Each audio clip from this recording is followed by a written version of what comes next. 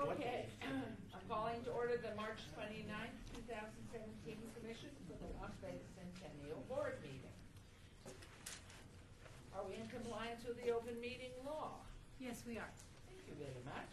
Would you like to have a roll call? Yes, please. Thank you. Chair Goodman, Yes, dear. Commissioner Barlow, excused, Commissioner Coffin, Here. Commissioner Brown, Present. Commissioner Pike, here, Commissioner Hilton, excused, Commissioner Bryan, Here. Commissioner Stodel, Here. Commissioner Arnold, You were here. I just Sam, Oh, he's here. he may be In the restroom? ran down the hall, maybe. Commissioner, There he is, there he is. Commissioner Sinnock, Here. Commissioner Feldman, excused, and you do have a quorum. Thank you very much. Okay, agenda item 3, public comment during this portion of the agenda must be limited to matters on the agenda for action. If you wish to be heard, please come forward, give your name to the record, the amount of discussion as well as the amount of time any single speakers allowed may be limited, and we would ask you to come up forward. I guess everybody's just right on. So, agenda item 4. May I have a motion for the approval of the minutes from the regular meeting of WAC? Is there a second? Okay, we have a motion and a second. All in favor say aye. Aye. Anybody opposed? Agenda item 5, we have a discussion for possible action regarding the appointment of Gary Emmeling. Is that the way it's pronounced? I do it wrong every time. Emmeling? I think it's what it is. Sounds right. Our new CFO took over Mark Vincent as treasurer of the commission for the Las Vegas Centennial. Would you please, Terry Panicello, please brief us? Yes, Madam Chair and the board, if you recall at the last meeting, due to the departure of Mark Vincent, we had appointed Vanetta Appleyard as the interim treasurer because a corporation needs a treasurer. I am requesting at this time that you appoint Gary Ameling as the treasurer for the corporation. Thank you. May I have a motion on this? Your Honor, could I just ask a question? I don't have any problem. Give me a little context for this. I mean, is he going to be a member of the commission, staff support for the commission, ex officio? What's his status? Yes, Terry Panicello, Assistant City Attorney, Senator Bryan. Gary Ameling will be the treasurer, which is an officer position, not a director position. And as required by all corporations, you have directors, of which the board And is. he's an employee of the and city? he is the chief financial officer for the city of Las Sorry Vegas. for the interruption. Before you, Senator Bryan, would you like to second? I would. Did you say he'll come in late too? I didn't say that. Yeah, Because he'll be All hearing in me. favor, signify by aye, please. Aye. Any opposed? Okay, agenda item 6. Thank you very much. We have a report by our wonderful Joe Williams, Senior Aw. Financial Analyst for the City of Las Vegas Finance Department regarding the Centennial Commission budget. Please. Mayor, Commissioners, Joe Williams, City of Las Vegas Finance and Business Services. Esther, did you have the? Yep.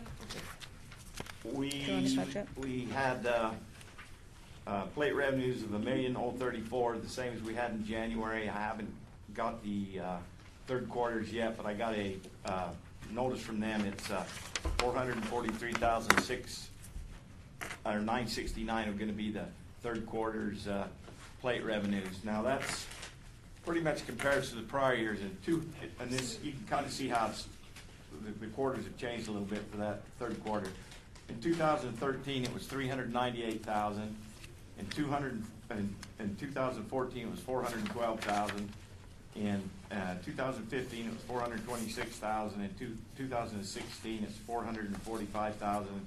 And the plate revenue is going to be for this quarter in 17, 443,000. So we dropped $1,000. So it's pretty much the same as it's been in the last 4 years. We have an ending fund balance as of February of $3,433,376. Of that amount, $1,549,877 is the committed amount, And we have uncommitted of $1,883,000 is uncommitted.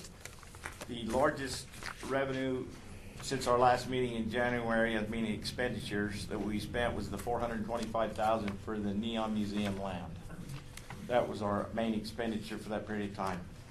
What I put together for you was, you was interested in the plate revenues.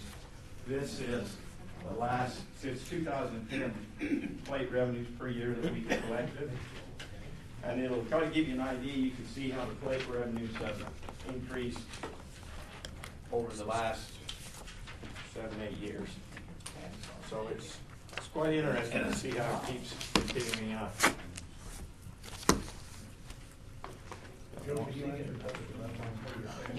Yeah. Please, go ahead. Why is it that we're only at the mid-year of the fiscal year? Well, because on We should have it through September. no, well, you got from July 1 through February, so you got 8 months in there. And because the way that our city system works, the way the city system works, you know, we quit off at the end of each month because that's when we reconcile our books to the end of the month. So if I would went in the middle of this month, it would have kind of, I have a hard time reconciling it back, is why. Mr. Chair, quick question. Well, I have Mr. a, Stoldal forgets to announce himself. Stoll for the record, I have a multitude of skills and talents. Math is not one of them. And I'm wondering why these are not posted on the website so I could review them in advance and sound smarter than I normally do. We could do that. I could give them to Esther ahead of time if you'd like, and we can put them out on the website for you. Great, thank you.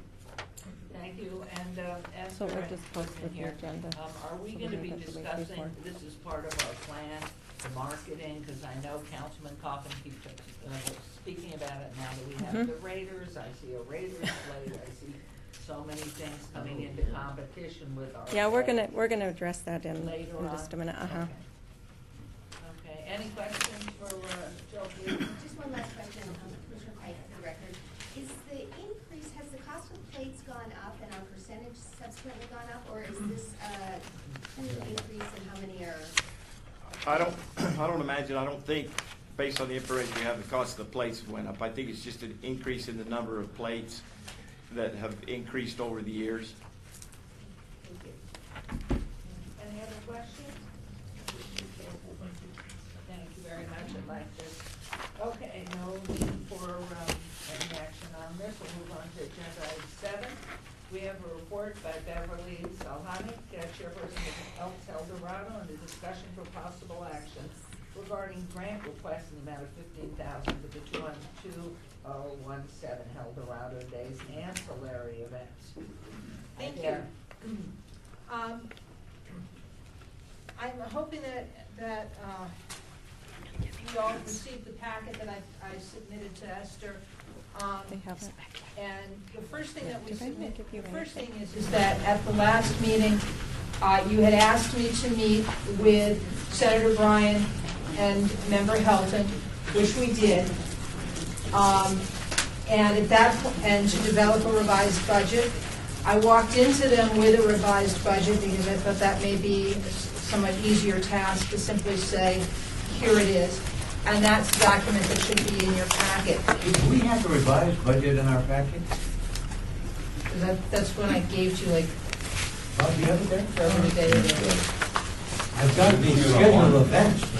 What do you think, This is David, what is I gonna gave you be? when you went out. Right, and I don't know, Um, maybe we haven't, and I'm just not finding it here. I'm sorry to delay everybody. After the budget? From the last meeting, right? No, this is, I sent it to you right after I met with, I apologize, I will run down and print it. Was it just a standalone? yeah, it's dated, my copy is dated 3/27, Okay, so that should help you find it. Your Honor, would it make more sense, it may be a bit awkward, but until we have that before us, it may be difficult Yeah, for, I can trail until we get the. Please, if you'll do that. your call, Your Honor, but it just No. seems to me it might make some I sense. think that would be very wise. We will wait on it, and hopefully, so we will come back to you, Evelyn, on this. Not a Good. problem. I want informed listeners. Okay, this is an debate, agenda item 8, which is an debate item, discussion for possible action regarding a grant application by Stan Armstrong Desert Rose Production in the amount of $50,000 to create a further selection of vignettes celebrating African American Great Nevadans and, Hi, Your Honor. Thanks for having me back, you guys. excuse me one second.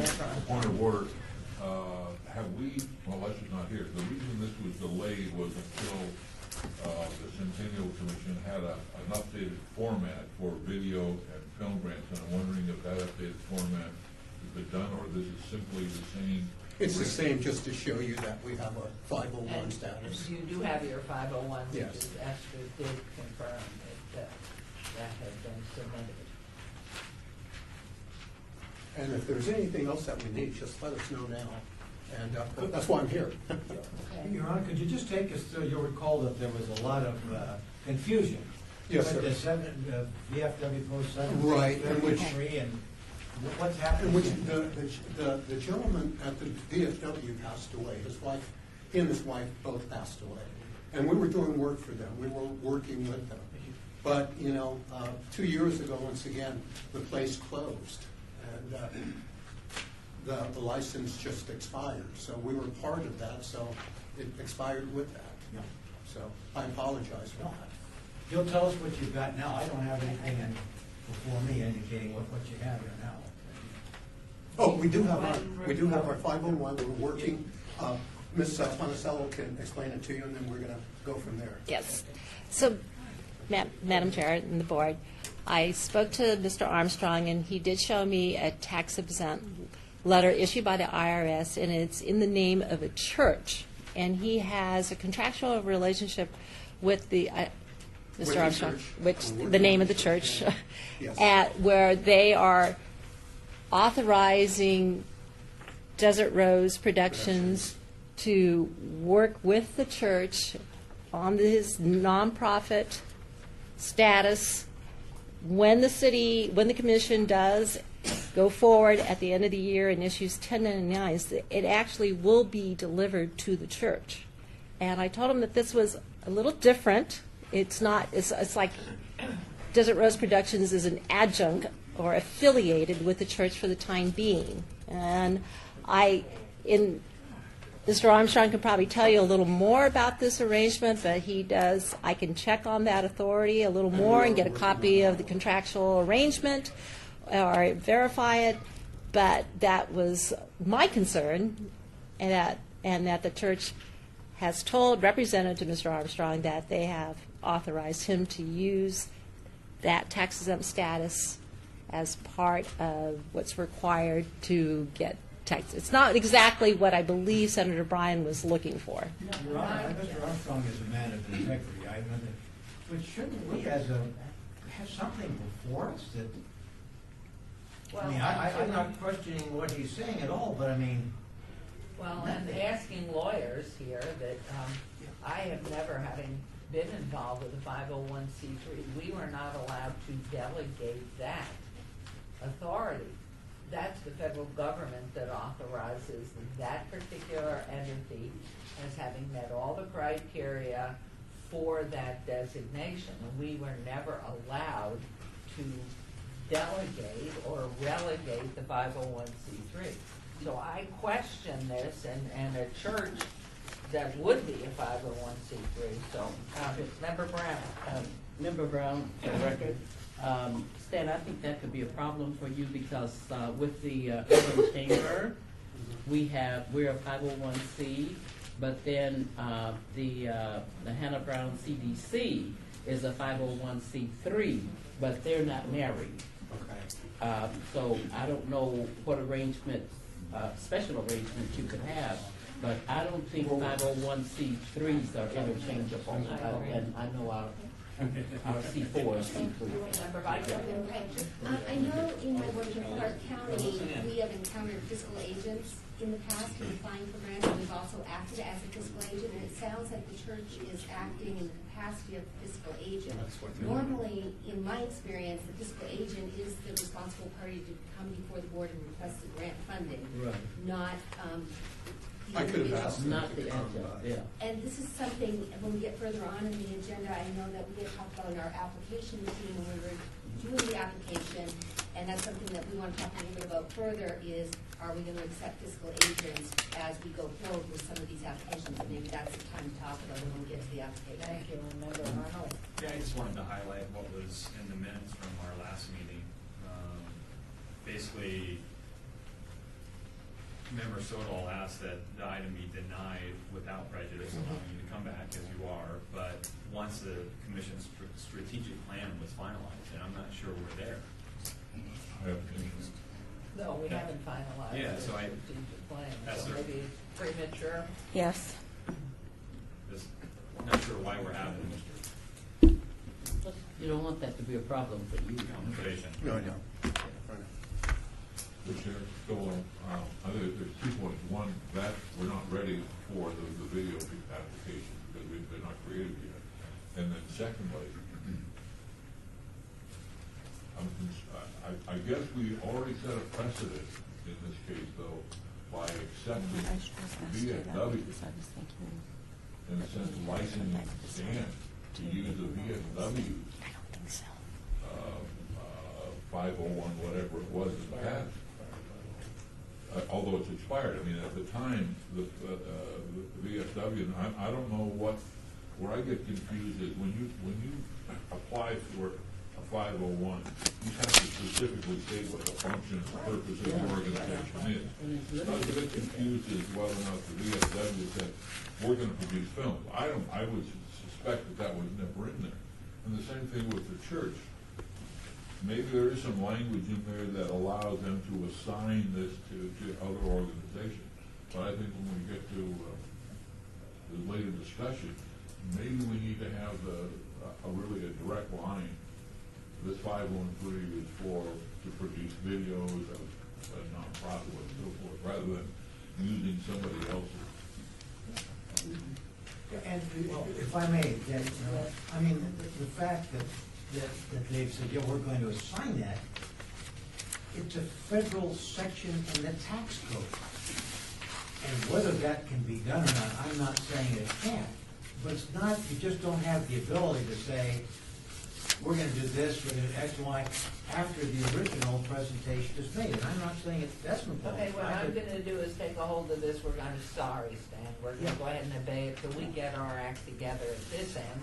And then 2, we will advise you through ESPER if in fact the assignment's possible from the church is 501c3, and because of what Member Pike has said, how we can bring you back.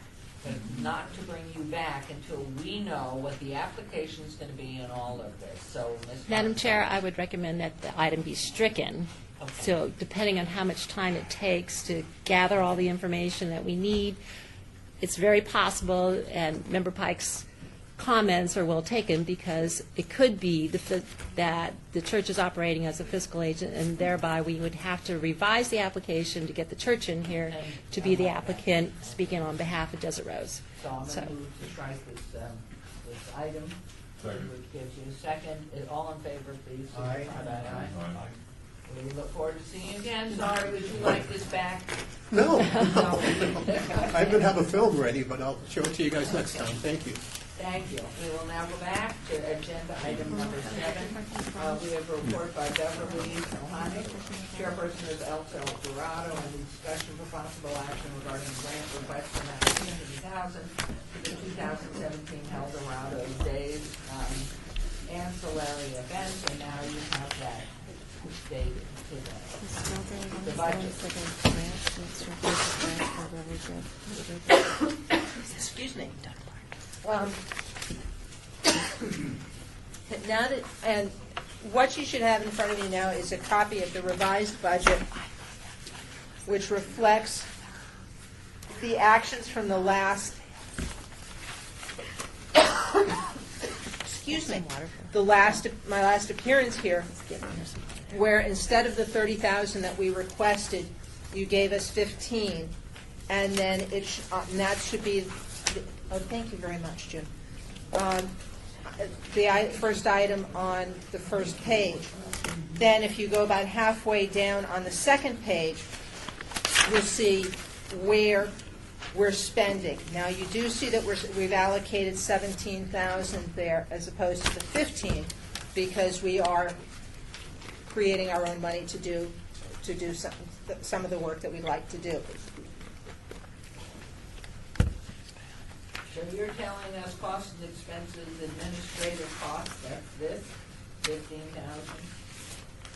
No, what we're saying is the 15,000, that's income as item 30101, is allocated in part to 3309 and 33010, which totals 17,000, which is over what you've given us, but we are kicking in our own money. Okay, but the specifics, which was my question, The specific- starting with the bookkeeping at 5, No, we it's, go at 1? that's all our money is going to that. Your money is allocated to the public relations, broadcast media, social media management, and monitoring. The other thing that you should have gotten from Esther, it would be another packet that says, the first page says what we've done and what we want to do. And it shows you, excuse me, how we've allocated the funds that have been provided to us.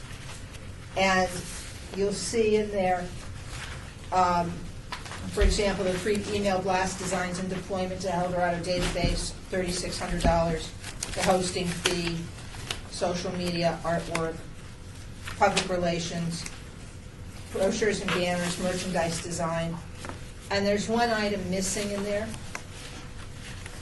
and that's a thank you video that we're doing, and which is going to include a segment about the Centennial license plates, because we do thank the commission very much for that, and we want to be sure that, because at the last hearing that I attended, there was a lot of discussion about how the public doesn't know what those license plates do, and this is to give you a venue to get it out to more of the public, because it's a video that will play at many of our events.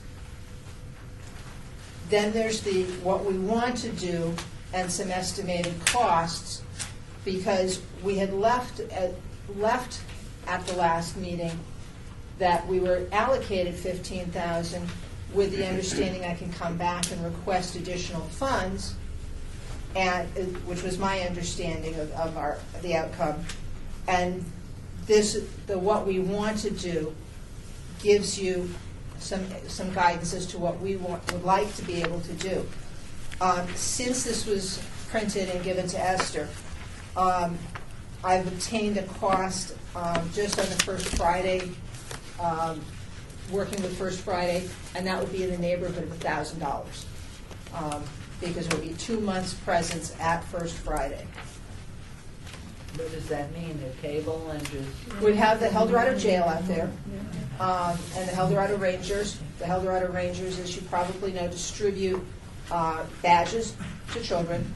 They'd also be distributing information about the upcoming events, because for example, at the May First Friday, we've moved the art show that's traditionally been held at the lodge over to Neon 10.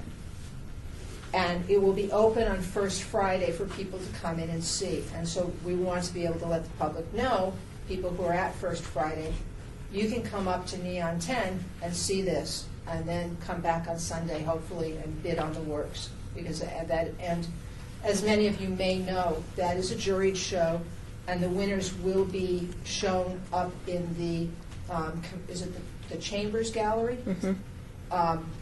Shortly after, for about a month shortly after. I'm going to invite everybody on this commission to the reception for that.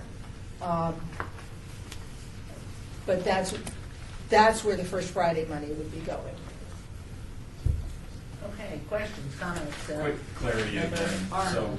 So, our last meeting, we approved 15, Correct. which in this revised budget, you're showing being used the way you described, correct? Correct. And now you're back asking for, We'd like to get some additional funds, and I'm looking in the $8,000 to $10,000 range. okay, And that gives you the information, and that's in the what we want to do section. I kind of broke it out to what we've done and what we'd like to do, so you have an idea of where we've. but the application was for another 15, but now you're revising it for 8 to 10? No, the original application was for 30. Well, I'm talking about for today. It's listed in our app, in our. It's for 15? 15. I'm willing to walk it down to 8 to 10. And also attached to that, you'll see some of the samples of some of the work that's been done, just so you can see that, yes, we are progressing. But you weren't asking for 15 today, or were you? Let me be clear on that. I'd love, if you want to give me 15, I'll take 15, but I'll also take 8 to 10. I understand, we'd all like to, if you want to pay me more, I'd be happy to make sure that the invoice reflects. That's what- right. What you'd like to pay me, but basically, I don't think that's what you're coming here today to ask for 15, or am I right on that? I really, if I can, Yep. if I can get the 15, I'd like it. Yep. If I can get 10, I'd be happy. If I can get 8, I'm happy. Okay. I have some questions here, Member Goodman here, when it's what we want to do. This is what you're saying the money's for. A question, first of all, press coverage shouldn't cost anything. The press It's- loves to do it, that's what they do. Well, it's getting the press to the event. That's always, That's what the press is supposed to do and pay for themselves. well, letting them know that there's an event going on. And that's part of what the agency would do, our ad agency would do for us. So you're talking about just contacting different stations in the radio, but that is an employee making phone calls or sending out an email. Within So the what is agency. the estimate on the first bullet? That would be within the 10,000. That's probably within 500 to 1,000, is my estimate. I'm not an expert on costing out for ad agency We pricing. have some press people here. Let's just hold on. What does it cost to notify? Okay, remember how This is Louise Halton for the record, and I think before we even go down this road any farther, that we need to back up and review where we've been, because in we cut our gift back to 15 for a reason, and then we had a meeting where we talked about, don't come and ask us for more money, do this with 15 and take a year off, and now you're coming back for more money after we gave you that advice, and so I'm confused that you would be coming and you're always welcome to, but it's certainly not something that, as one of the commissioners who has been talking about this, that I thought we were all on the same page that we weren't going to be going here. And apparently not. Well, If I may jump in, still off the record, I think there was an answer. I think we did appoint it, and I think you appointed Yes. Senator Ryan and to meet And with. me, and we With did. the option that you could come back and say, is there a way that you can reduce the budget, and maybe, three maybes, that you would be able to get some additional funds. So I think So what's your decision? I think you're right. It should be what your decision is, subcommittee. Well, our, Yeah, no, excuse me, Member Bryan, that's exactly right, that we would meet and have a conversation, which we did, and talk with her, and she scaled back the request. and that was where we left it. Okay. So I was not thinking that they would petition for additional dollars after our conversation that we had, which pretty much settled that we were gonna do it this way. And that in the future, some of the things that they would look for, because this is advertising, and, while yes, it's a great event that we wanna promote, it doesn't speak the strongest it possibly could to our mission with all of the things that they could be coming and asking for us. One of the things that we talked about was how, if they had been able to work something up that we could support, like doing something at Boomtown, for example, weaving that into something that they're doing, that would be a little bit more tied to what the purpose of our dollars are for than PR, additional PR dollars. So you left the meeting with the idea that enough this year and take a year off. In order to get an argument started, Senator, was that your? I had the impression that she would still, she met with us, scale back with the application, but I didn't have the impression that we had foreclosed her coming back. And maybe with just a nuanced difference. We were not recommending an additional dollar amount, but gave her an opportunity, at least as I recall it, that she would have an opportunity to come back before the commission and say, look, this is where I really would like to ask for a little more help. Now, that may have been just a difference in nuance, but yeah. Where I'm coming from is the second part of what Commissioner Helton was talking about. I see whatever we do today, or whatever we do this year, sets a precedent for potentially what we're going to do next year. And one of the things I'm going to be asking later on is for us to compile a yearly report on how much money we have given annually to those things that fall under the category of El Dorado, whether it's directly to the Elks or supporting some of the Elks with a PBR, or the PBB or PBR. That one. And or include the El Dorado Parade. I mean, how much money are we spending each year on things that fall under the banner El Dorado? I think it's important for us, the license plate information was great. I think we can see, because our goal, I think several years ago, was to almost zero this out, especially with the rodeo. That we were feeding money into the Elks and as a starter thing, not as something that was gonna come up each year that we were gonna fund their operating costs. So it's very helpful that, so that's my All right, question. so what I'm saying, what I'm understanding here, Member Goodman here, is between the two of you, you're familiar with all of these additional requests. And as Member Helton said, 15 was enough. And your understanding was okay to come back. Do you see anything different in this report that's been given to you that would change that opinion? Not my opinion. I think this is what she presented to us, Your Honor. I think this is what we were told. Okay. Remember that, right? This is what you, Yeah, you this is didn't- the same, yes. So, You you didn't know, have- in order, I mean, I think it's wonderful what you're doing, but listening to what our subcommittee has said, I think we have to go forth, because these really are sort of nebulous in an ask, and how much it costs, and how much an ad's gonna cost here or there. We could place ads in the Journal or the Sun or different magazines, but we could do that at another time. I think at this point, based on the conversation, that I would ask you to make the motion on this. And, you know, we are here where we are. We appreciate what you've done. And, you know, as you said yourself, you can always put more money into anything, so.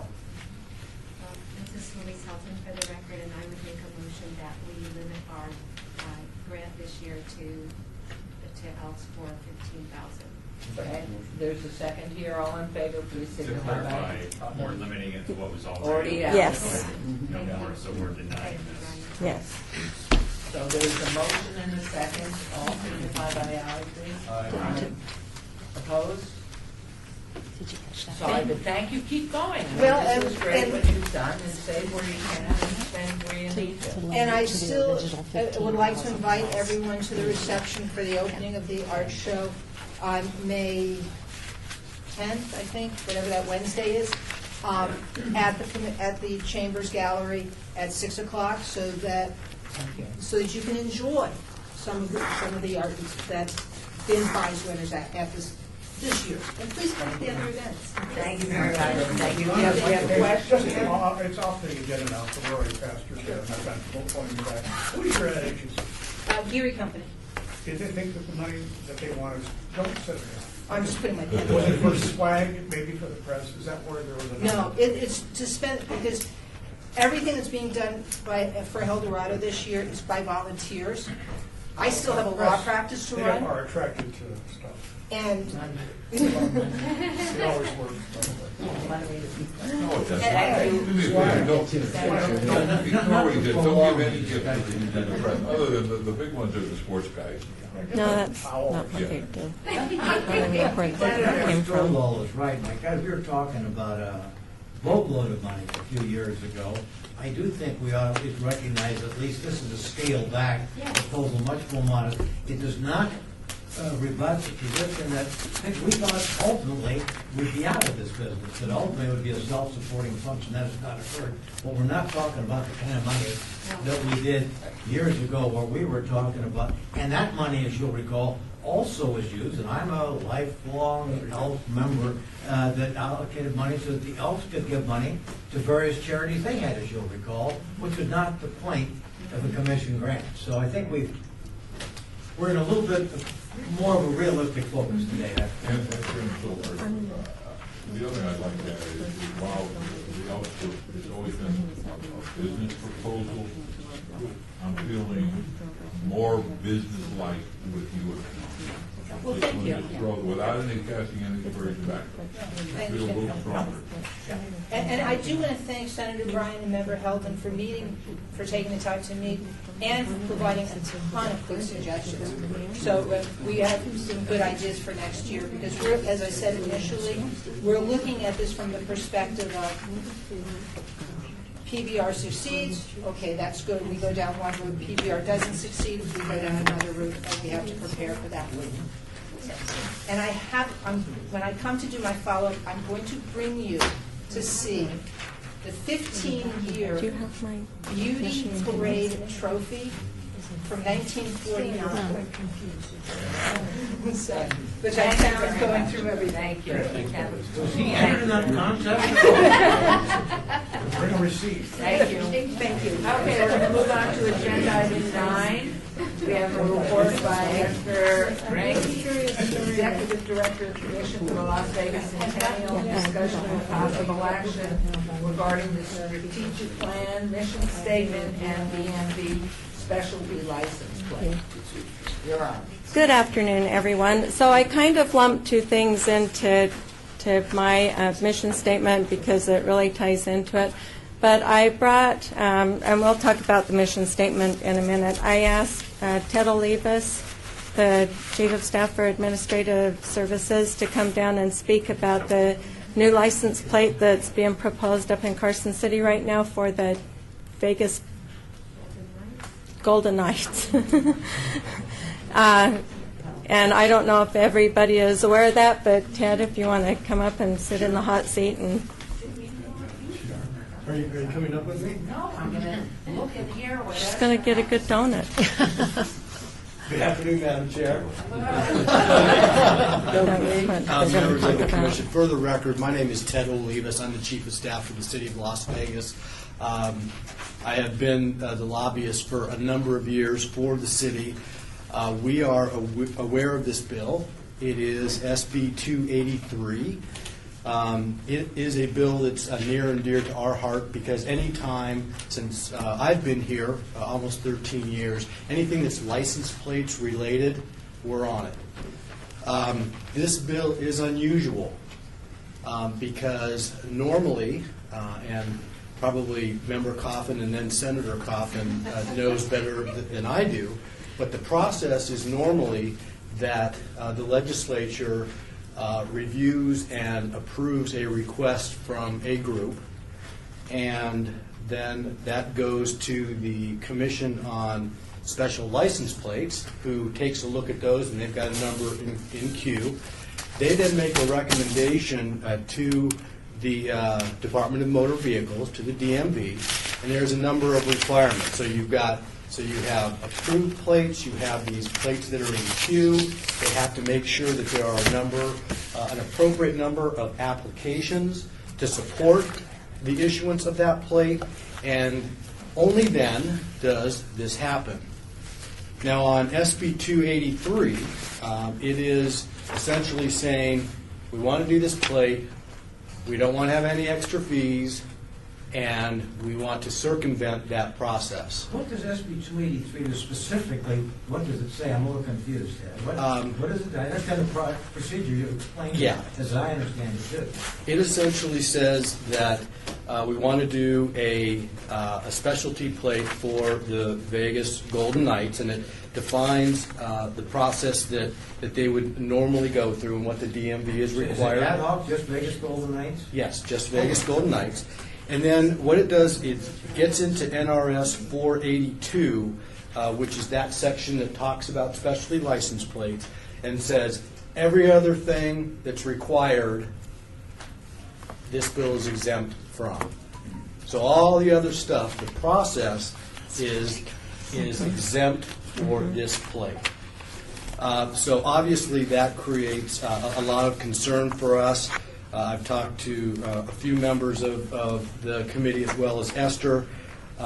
It certainly undermines our efforts and what the intent of was for the creation of specialty plates. There is a hearing tomorrow at 8 o'clock in Senate Transportation. It is a bill, just so you're aware, that is sponsored by some members on that committee, including Senator Atkinson and Senator Menendo and Senator Farley, who we work with very closely, but they are in that committee. There are 10 senators that have signed on to this bill, and we are trying to get as much Do you have the names? Pardon me? Do you have the names? Yes, sir. Senators Atkinson, Menendo, Cancella, Canizaro, and I would be glad to email you a link to this bill so you'll have everything.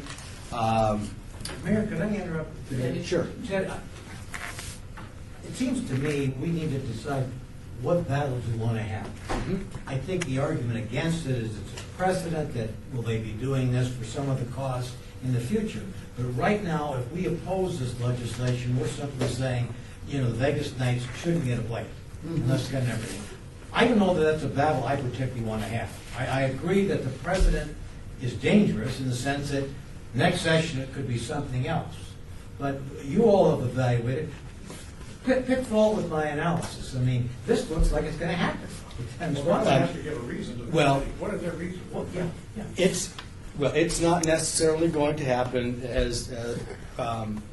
but Oh, okay. Member Bryant is true in his statement that these are very influential folks at the legislature. But what we would argue is maybe not go in opposition. What we don't want to do is oppose this because of the loss of money or anything like that. It's just circumventing a process that is already in place. If they choose to move it up on the list, and this is, of course, just an option.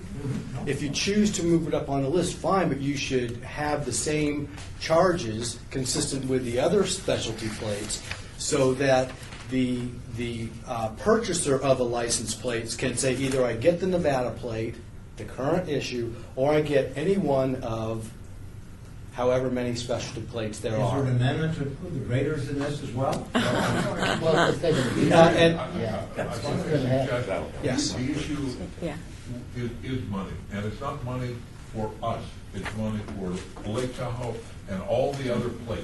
Yeah. Because the reason they limited it is so it doesn't infringe on the other plates. The governor had to get special dispensation for the Nevada plate, for the Nevada Centennial plate. He said he's only gonna do it for the 1 year and allow us to do that. They gave him that.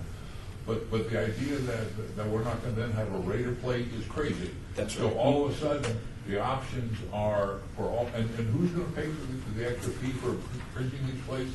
The state. So the taxpayers are going to bear the cost of printing these plates, not the individual person buying it. That is correct. That's a commercial enterprise, correct? It's $1,000 usually setup charge. Can I ask? Yes, please. I don't know if I'm stepping on anybody else in the priority of things. I must have missed something in your initial presentation, Tedros, which said why this would be exceptional to us. granted, they can do whatever they want up there on this bill. Why do they need the money sooner? Is that it, to promote the team? Who owns the revenue from this plate again? Who would get the revenue from it? There is no revenue.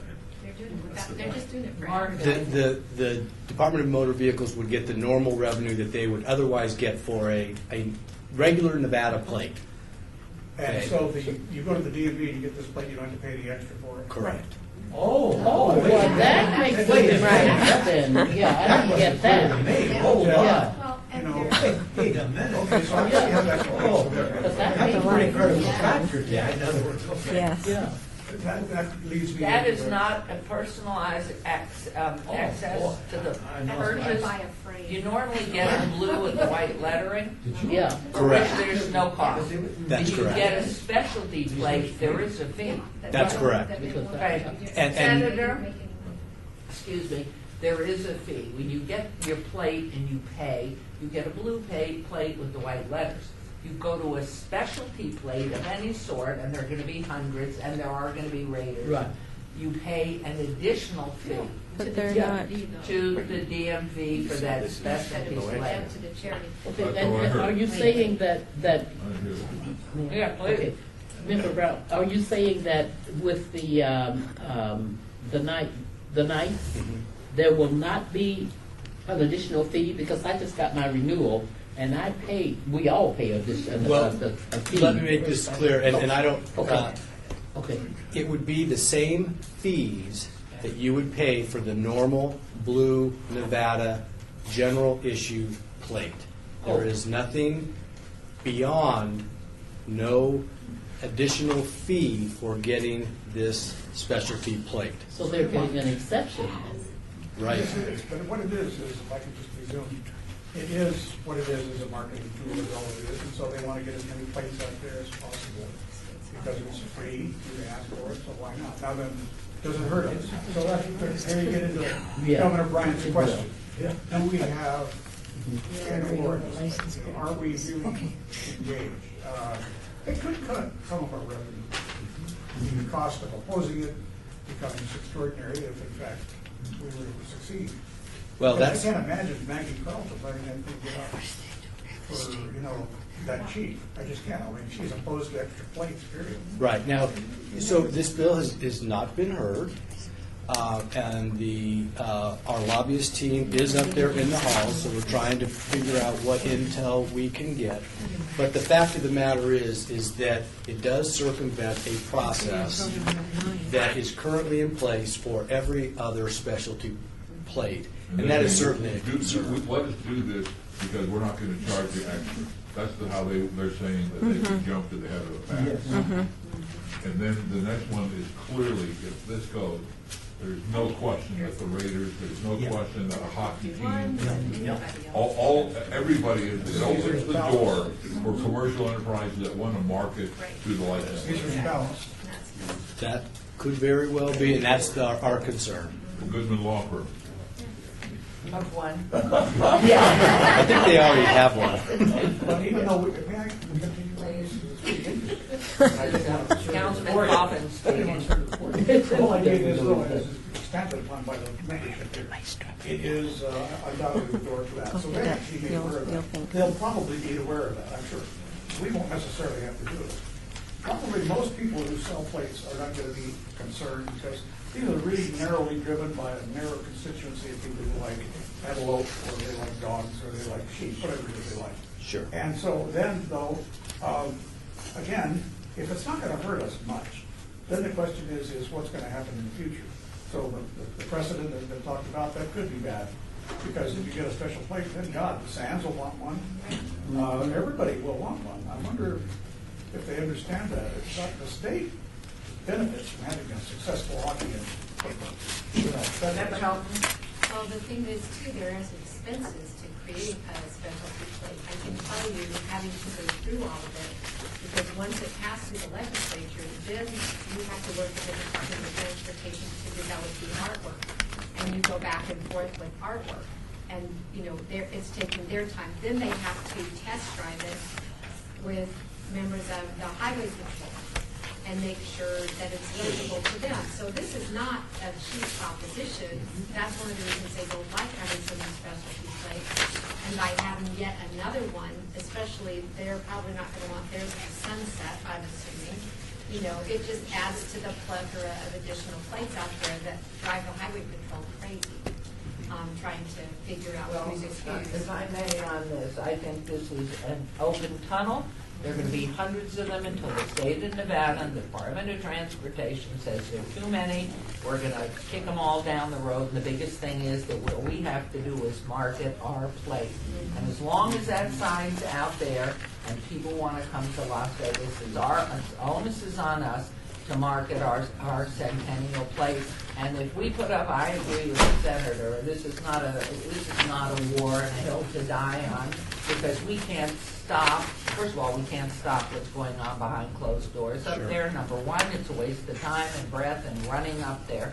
And the other piece is it's just the tip of the iceberg. There are going to be hundreds of them until the state takes charge of it.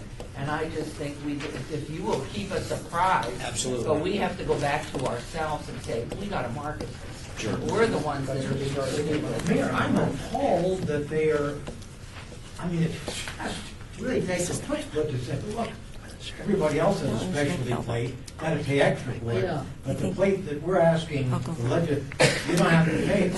Actually, we're just giving it to you for the cost of it. I think that's a very compelling argument. The second thing that would trouble me, and again, I'm not sure I want to make it to the dashboard, that's up to the city to make that decision.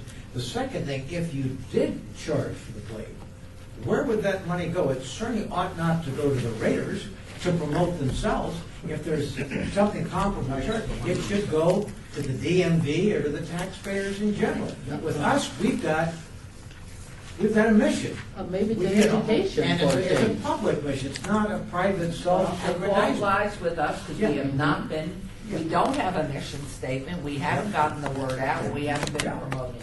But this is, I'm sorry, man. We're not committee has this. Senate Transportation. Okay, is Maggie Carlton on the committee? No. Is she No, still she- trying to Yes, she, Dad, you've gone too long. I know. She might, I think she may be on Assembly Transportation, but this is going to be her in the Senate tomorrow. Okay. So- Well, the reason I say that, we'll find out, because have Brian talk to her if Francis killed anything, because she hates these things, because her husband was in law enforcement. She knows exactly what he's talking about. And she doesn't like to see a whole bunch of plates anyway, it's just not her nature. In her position, she can do an awful performance of the future of the bill. But it's gonna be hard for those committee members on the first side to turn down those hockey tickets. Yeah. I mean, let's Oh, face and it. of course, there is going to be an NBA, there's going to be a baseball team, there's going to be all these teams, they're going to all want to do it, and at some point, the state's going to have to do something on the highway, so, at what point? So I will be Keep us getting, posted. yes, back to our lobbying team. I will leave some copies of the agenda on the table for tomorrow's hearing. It is video conference to room 4412 over at the Grant Sawyer building. So I'll just leave some of these on the Have Brian table. suggest, have Brian suggest that if you charge. 8 If a.m. you charge, but it go to youth hockey, and that then the team can take credit for supporting youth hockey all over. There's all kinds of ways to spin this. Sure. And we're not there yet, so I will keep you advised. Thank Esther, you. Ted. Thank you. And just a little bit more about the license plates, thank you.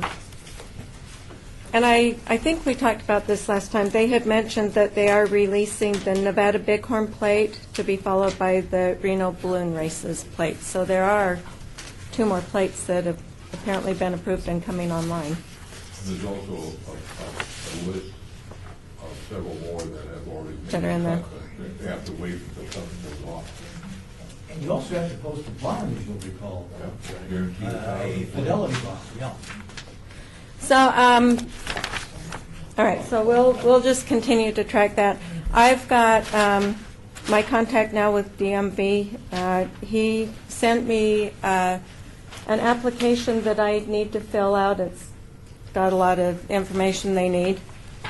So Joe and I will go through it, but it's to get some more of the detailed information from the plates we want, like how many renewals versus how many new plates are coming on, if they do any kind of trending report. So Joe and I will work on getting this filled out, get it sent back to them. Kevin did tell me. Who's Yes. our marketing committee? Who's our marketing committee that we made? Mr. Riggleman.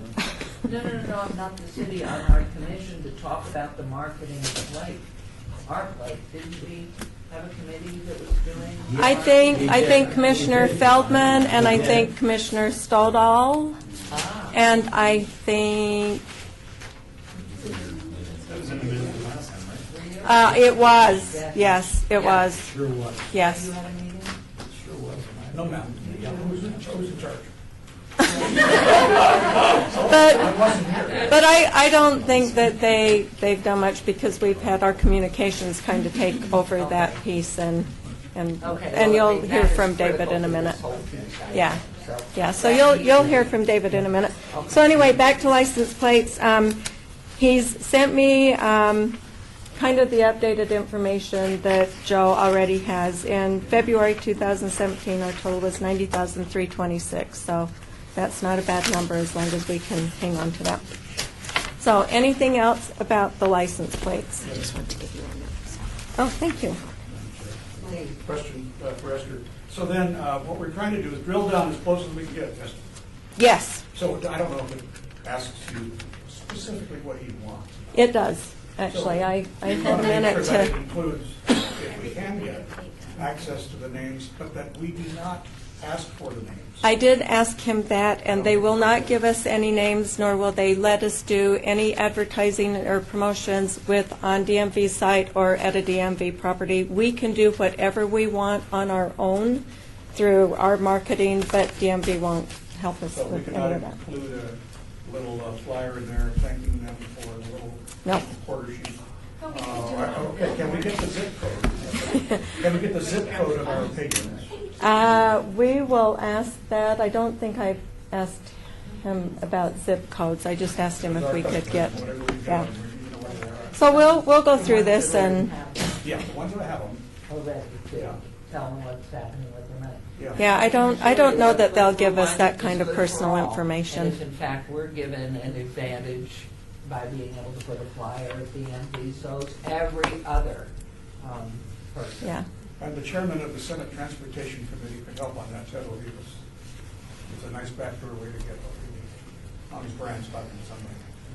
While we're talking about marketing, we were just having an offline conversation that we could actually put a giant thank you billboard up on the freeway and thank everybody who's bought one.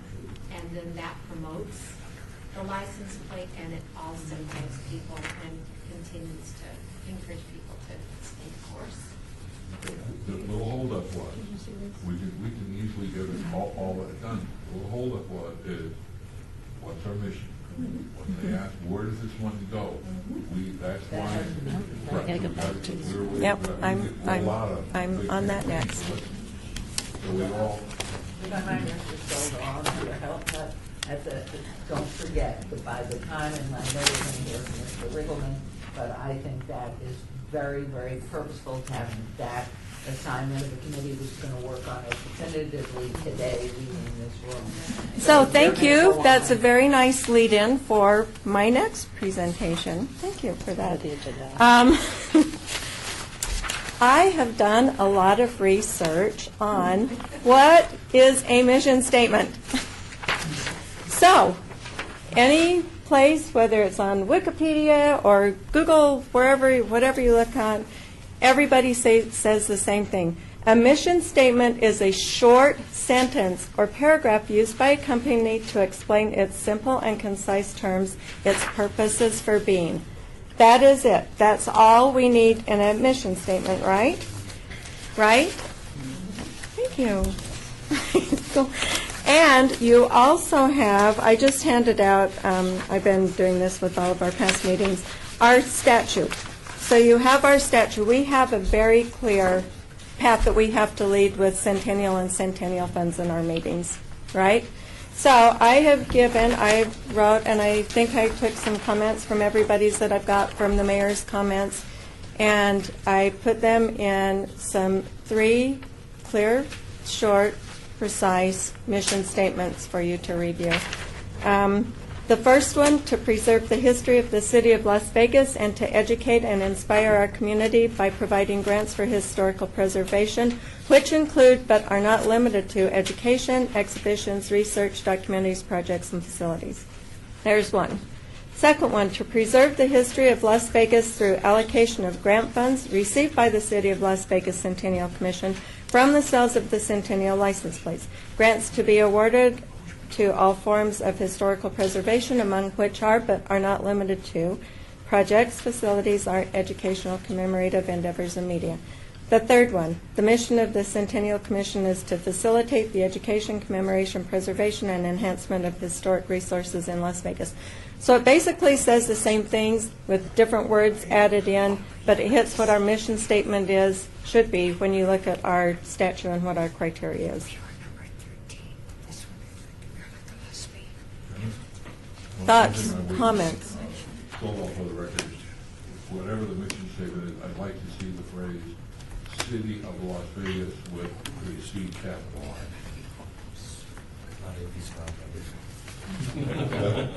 I agree with that, Bob. Yes, do we have to take a vote on that, do you think, or? No, that's proper grammar when you're talking about D, and every time you refer to it in ellipsis, it stays capitalized C. But in the city of Las Vegas, we don't do that. Well, that Gimlet-eyed guy that did the report on Channel 8 is not that one out of the way. I need to change my draft right now, Bob. Okay, So what we can do is, what I would recommend. We could take a vote right now. Does anybody want to add more?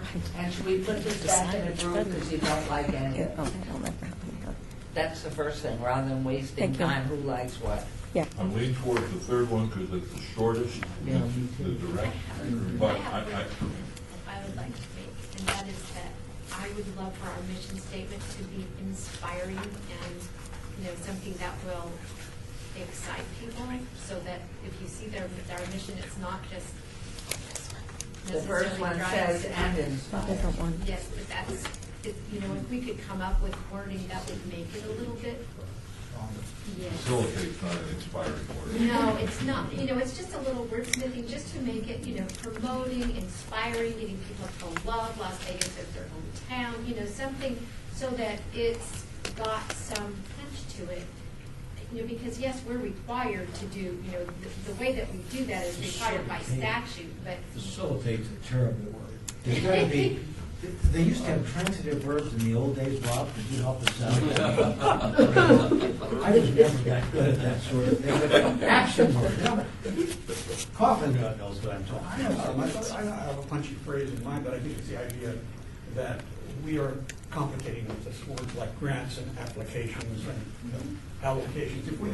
If we say purpose is to save Las Vegas history, For the next generation. or you can add all these Something. subordinate clauses you want. You can do all that. Yeah. But if that's part of our purpose is to save the, what did he say? Revolve before and after. The purpose is to save the. That's what Maybe we always can get talk into about, this and saving spend Las an Vegas. hour and a half We doing could. it here, or put this back in a committee. Well, and we have two different options here too, or two different things. You've got the mission statement, which is more, I don't know, chunky, I guess. And then you have the vision statement, that's the one that has the real, what you're talking about with, saving the past for the future, or whatever, something, Do very you want to short. put this back in the committee, Mayor, is that what you're thinking? But about I'm doing? thinking, because we want to get out of here by 5, and we can We haven't had a committee for 4 this one. hours, Yeah. an hour. I have one. Ready, Got a perfect one. ready. Someone? Yes. Okay, go. The mission of the Las Vegas Centennial Commission is to save the history of the city of Las Vegas. But I'd like to have one save and something. What are we going to do with save and promote? Do you want? That's okay, let me do this. If I may ask volunteers that want to create this mission statement.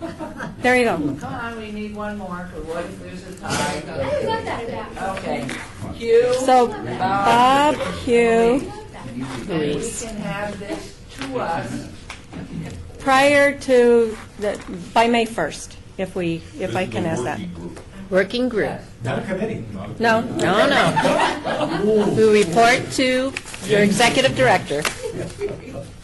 Okay. But don't give us choices. Come up with a definitive mission statement. Okay, done. No choices. Good. Do you feel that we ought to encourage this very auspicious committee that if the word city is used, it must be capital? Without question. David. That would be the only caveat. The gentleman sitting behind you, Zach Cooper from my office, will tell you how we capitalize. Thus, when you say a city, it's lowercase. These cities. I'm with you there, yeah. Okay, so you have all agreed, you're on, it has to be reported by the first. Yay. Okay. Moving right along, that doesn't need a motion, does it? Nope. Esther, continue, please. That's the rest of my report. We can move on to number 10. Okay, agenda item, we are moving along, and we can all get down to slower business if we aren't careful. Agenda item 10, we have a report by Ms. Calkin, Commissioner for the Centennial regarding fund categories. And our committee met, and I have given the results to Esther to pass out. And we had, we sort of took things back and had a conversation about, some of the things that we wanted to do in moving forward with this. We wanted to make sure we had something to show for grant making we've done. We've talked about that here. We wanted to define what a good fundable project is within each one of whatever the categories are. We want to make sure that there's metrics that are involved so that we get something back at the end of our grant making and the project is done. We want to have a report back that says, what was done and how and what difference did it make, and then use that information to continue plowing into our strategic plan, so that it will inform us about future decisions. So we were talking seriously about what do we want to fund and what do we not want to fund, because Senator Bryan's still not convinced that we need buckets. But if we looked at it from the standpoint of, well, what do we want to fund and what don't we want to fund, and then, sometimes it would help us inform our decisions in the future. We wanted to give thoughtful consideration about how much we would give to a single charity. That was something else that we even touched on in today's conversation. We thought it would be useful to have Steve Anderson talk to us before we make a whole lot of final decisions as we're building our 5-year plan, our strategic plan. Because having done what they did at the Reynolds Foundation, they created some great guidelines, and they definitely have a lot to show for the money that was spent. So I'm sure that he would be happy to do that. So we were talking about areas that we could fund, like student projects, art, books and videos, preservation of historic items and buildings were sort of the areas that we could come up with. And we wanted to have a separate pot of money that would take care of archiving all of our projects and the work that we've done, so that you would have more than an Excel spreadsheet to say this is what we've funded. And then we wanted to, the thing that we were really talking about that would be important is to be more proactive in reaching out to potential grantees. So that, rather than waiting at the end for people just to bring stuff to us, that we would go out and actively look for ideas. Some of the things that we talked about that day were the Las Vegas High School. Put your hand over your heart. Oh, I'm sorry. No, Yes. yeah. We got it. Very emotional. Yeah, yeah, really. Thank you, Senator. You're absolutely right. We don't need to sing, do we? Well, the clouds should part, I thought, but anyway. So, that's one of the ideas. Also, the Boomtown exhibit at the Springs Preserve, we really need to do some calling of our own and put some things on our own, set our sights on our own list of things that would be absolutely marvelous. When you go to the Boomtown exhibit, for example, I went again this last weekend. It's just getting better. what they're doing is bringing more and more things, and you look at all the funders that have done it, and we're not listed there at all. And it's like, wow, this is something that we should be associated with, because it's really doing the education of historic preservation. Well, Yeah. it is and it isn't, of course. That's the rub is, with the exception of 4 cottages, everything else is It's- imitation built to a exactly. different scale. So It it's a is. representation of the past. It is, you're Because absolutely we still right. have some original things to say. We do, but, just looking at what we could do to get more kids to want to find out, well, what else is there? That's a great place to whet your appetite. It's a perfect place for us to spend money, maybe, to get people, to get kids on a bus, to get them over there to look at it, and, do more, have more awareness of what's going on over there to make them want to learn more. And then make sure that we continue our work by marketing, so having a pot of money that would be reserved for marketing, to make sure that we have current and future license plate purchasers. And thank everybody for buying a plate to make sure that future projects are possible. Does that represent what we, gentlemen, is that? I'm referring to you. Okay. Your words are my words. Well, I'm going to suggest again, looking at the time and trying to keep this together and move it. I think once we have a solid mission statement, that will guide, and to leave it open-ended what we don't want to fund, I think that is a very dangerous path to go down. I would keep it focused, and then how does this commission add something to change what we fund? What, does it need to be a majority? Anything can be added to the list with a majority vote of the commission, or something, whatever. But to me, I think this all goes back to, and looking just at the different suggestions that are here, if you delineate what is the mission, if you don't make it so broad, I mean, you can make one statement that's perfect, then you can move down to how you're achieving the mission. It is by this, that from that first statement of the mission, we would know what we're going to fund. And I think if you come back and continue to meet, once we, the whole key is going to be your committee with a mission statement first, get that crisp up, so that this committee then can go on with the categories, buckets, whatever we want to call them, and say, for each one of these items, this is what we can do. And 3/4 of the vote or whatever. And maybe Steve Anderson can give us some input. Right. And how they added to it or changed it. What was the vote of the committee? If the committee here that's going to draft out of this commission statement, working through Esther, once we finalize that, which you have charged us with, Yes. and I think we can get that done relatively quickly, then can Esther send that out to the other groups so they can then they can start working rather than wait till our next meeting? Right. So we can get it done relatively quickly. So your committee still, I mean, Hugh's in there forever. I love this. Hugh's on both. So the senator and you then, the moment that's approved, right. And he's on Okay. both. And if you would just, when you get it though, give us, how do we add to it? What's the number that we need to have? So it's then some, so you've done a good job. Any comments, questions for the chairman of that small committee? Since you did defer to the bucket lady. At my age, bucket list has a little different.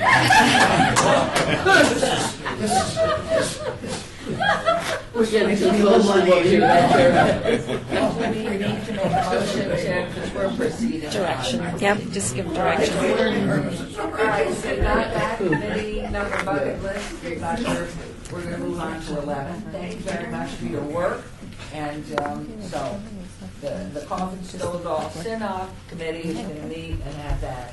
And then that's gonna go out through Esther to all of us, then we're gonna respond to Esther, then it comes back to your committee. So you look like you're the thread through everything. We're now on agenda item. Sure, you did mean that working group, not the committee for the record. Did we get that? Nice save. Nice save. Working. He's full of it today. Yes. He's on fire. Yeah. Okay, we're on to agenda item 11. We have a report by Jane Pike, Commissioner for the Centennial regarding grant application.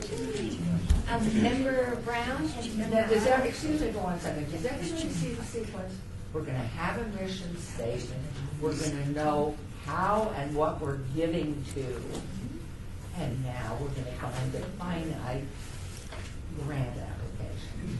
Flows Do very we have a nicely. sample? We do. Member Arnold, Member Brown and I have distributed samples of 2 different applications. Oh, okay, there it is. Got it. These are very much draft applications. There's one for bricks and mortar, there's one for more general type applications that may be submitted. And again, these are very much draft.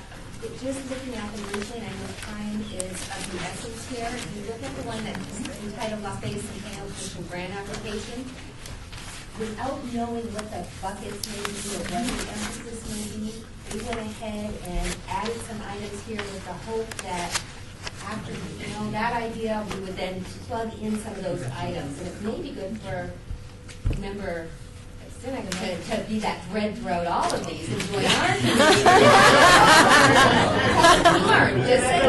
Who is on your committee? Member Brown and Member Arnold.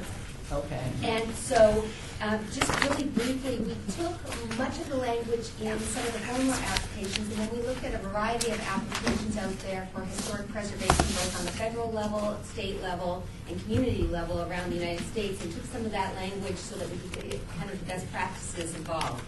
On the first application, when we talk about eligible applicants, just strike that. That one we didn't replace. That's what we have under our bricks and mortar, and we need to make some changes. But one of the things, as we talked about earlier, that we do need to address is the idea of fiscal agents. Are we going to allow fiscal agents to apply on behalf of someone that doesn't have a 501c3? And that's going to be a larger discussion, I think, as we go forward with this. Many grantors can do that. A number of them don't, for a variety of reasons. And one of the biggest reasons that we see that people don't do that, I know with county governments or city governments, often there's friends groups. There may be friends of the wetlands, friends of City of Las Vegas Parks, and oftentimes cities and counties will use their friends groups and do have a 501c3 to get grants because they have a very close mission statement. You'll see that in the school district where you have the foundation, and that's a common occurrence. One of the things, though, that we would need to be careful of when you're looking at that is the idea that the fiscal agent actually has the same mission or the same purpose as those seeking the funding, because if there's not the possibility of a real strong relationship there, you can get into trouble with the IRS. Because the IRS looks, I don't know how the taxes were done for this particular committee, but the IRS, I know, in our case with Clark County and working with other agencies, has looked really strongly at the idea of giving or getting, receiving grants, and is that really charitable giving? And how does that affect your taxes as you go forward on that on a larger level? So we do need to talk about that, and we do need to define the eligible applicants to determine whether or not it's going to be those agencies. As I said, we looked at the typical categories, and we threw some things out there. We categorized them, and after we have a better idea of the buckets, I think we'll be in a better opportunity. One of the things that we looked at, the application and review process, we looked at maybe having a couple members of this particular committee sit with Esther to review those applications as they came in, see if they met the eligibility criteria and the requirements, and if not, then a letter would be sent to those applicants. If they did, then they would be scheduled for an upcoming meeting. They'd have 5 minutes to present. There would be guidelines again with their presentation. So we looked at some of those things. We also increased some of the verbiage in terms of the project requirements, and in the general took a look at intellectual property and included language when we have someone that comes to us and says, we'd like to have you consider funding for an art piece, a video, a sculpture, anything of that. What does that mean? And look at the intellectual property and who owns that work of art. And we reference Visual Artist Rights Act of 1990, and that would be something that we would ask Mr. Contello to take a look at from a legal standpoint and determine how we want to go with that. So that is that first application. The second one relates to bricks and mortar. We tried to use the same formatting, and again, what you'll see in yellow is some of those items that we probably need much further discussion on with this group, or between some of the other groups, of how we want to handle that going forward. What you will see in here is we've got a detailed project budget, and we've also requested a number of items as far as the submittal checklist up front before those grants would come to this committee for consideration. So we've asked to see some of the things such as an asbestos material survey before we grant money, things like proof of ownership. Some of the things were in our former grant applications, but we've added some additional things that we think may help us going forward, not spending a lot of time reviewing applications that may not be functional once we get down to the nitty-gritty of it. So that's Excellent work for the, if I might add, also, could this go to Mr. Anderson as well for a look over? And if you take a look at this, and wondering in your ineligible expenses there, particularly I'd love to see what his input is in that area. The other person, if we want to have somebody, is the Guard Jameson, who ran the Nevada, what's that big? Yeah, and whoever succeeded him, just to have another run it past Mr. Anderson first and then go over to him. So you Very good, yeah, that's a good suggestion. they have two people input from both. So the sequence again, the mission, your thing, and then member Pikes. I just want to comment for the board. This is, while it may not look like much because it's, I think, very similar in layout, it still took a lot of effort to try and organize mentally how this thing should be laid out. But it also, for all of us involved, I think it highlighted the fact that there's a lot more to this, and that we need some more, I don't know if checks and balances is the right word, but more of a systematic format. And that's where I think if we have some sort of subcommittee, some clearing committee, something like Jane had mentioned, where it has to clear an initial hurdle. Right. Because there's stuff that we need to dive in a little deeper before it gets to this board for a vote. Right. We also, I still personally want to continue to dig in and revamp some of the language. And maybe even with your suggestions, working with these other more experienced individuals, they can help us with, I want an even bigger checklist. I want that checklist to make sure it's well thought out. We've come up with what we think is appropriate, but even maybe sitting with someone from planning, those type of folks that can say, hey, this is the stuff that you should have in each packet. That way, when it gets here, we're as informed as we need to be. So I just wanted to share that. I think it's a very impressive job. Very well done. And I think also, it will save our time. We spend a hell of Yes. a lot of time angling, doesn't it qualify, and well, I think that's important, that it meets some kind of a threshold. That's not to say that we can't request an item be put on the agenda and a majority could order, but at least it meets some standards, so we're not here saying, look, I'm sorry, applicant X, this really doesn't fit. Well, there's Well, what we thought the review committee would be, Exactly. would really filter out a lot of that. And when we get the buckets, that will eliminate a lot of those applications as well. Oh, it's excellent, John. Esther Engie for the record. Jane, when you talked about getting two members, I would love to get that done today to help look at this review process. If you look at the grant application that we have for the Natural History Museum, the front page of that is a checklist that Courtney Mooney and Heidi Swank, I asked them if they would be interested in being on this, because Courtney, I think, is absolutely instrumental to have this. I was a little worried that Heidi Swank wouldn't have the time to do it, but she's very interested on serving on that other working group. But Courtney did a real good job at just coming up with a quick checklist for this application, just to give you an idea of what they could do.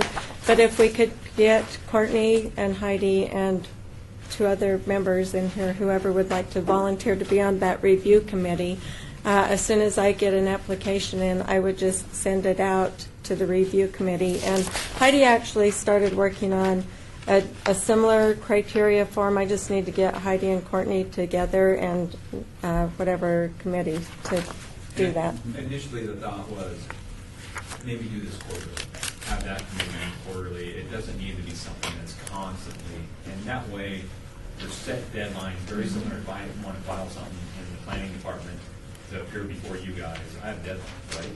So we have deadlines set up, and I think it's, again, it's going to be directed by the buckets or whatever we come up with, budgets for each bucket, and then we can lay out specific dates. And that will drive when that committee meets. Excellent. And it's very much like what you both did with Beverly's presentation. You went there, we were starting to get involved in listening to another appeal, which was going nowhere until you spoke up and you said, we've already vetted this, and that really helped, and that just moved it along. So, yes, Member Stovall. Will be developed for videos? We included that in the overall general application. Just a large. Yes. Okay. Second question, when you're under unallowable costs, it lists the following: premium, benefit, like medical, and those kinds of things, and staff salary. Those are the unallowable costs that we would be proposing. Is that a question, or are you? It's a question, yes, that we're talking about no per diem, no benefits, right, food and beverages, and number 9, no staff salaries or any other salary or stipend. We've received some of those from the university where they say this. Okay. So are you eliminating salaries? Are you? Can I make a suggestion? Go through get that professional input, put it These are through just those suggestions. people, Yeah. leave it as it is at this point, and, because I think that's something that's come up before, and then let the professionals give advice, and our committees our working groups may feel differently, and a reason why to leave something in that they may say not, but. Yeah, I know, we've gone around with that. But today, show off on the record today, we do allow salaries and Yes, benefits? we do. We put a cap on it last year, I think, when we redid the grant applications, or maybe 2 years ago now, but we did cap it, but there are salaries. And I know that, just like you said, the university, that is almost 80% of their grant request is salaries when you look at their overall project. Yeah, I've heard a few times if we eliminated salaries, it would eliminate pardon? What's our current cap? I think 35, Yeah. 35 an hour. 35%? 35 an hour. 30. 30. I think when we first created the applications, it was 55. There are a lot of the videos that we've looked at, there were salaries for the Yeah. director and for the photographer and for this one and that one. I think your suggestion about the experts. Yeah. I assume Esther has that contact. I don't know. Well, Guard Jameson would be one. I know In Guard. addition to Mr. Anderson. Yeah. and maybe we can come up with one I gotta say, they came up with more grants than I've ever seen in my life. I didn't know there were that many grants in the world.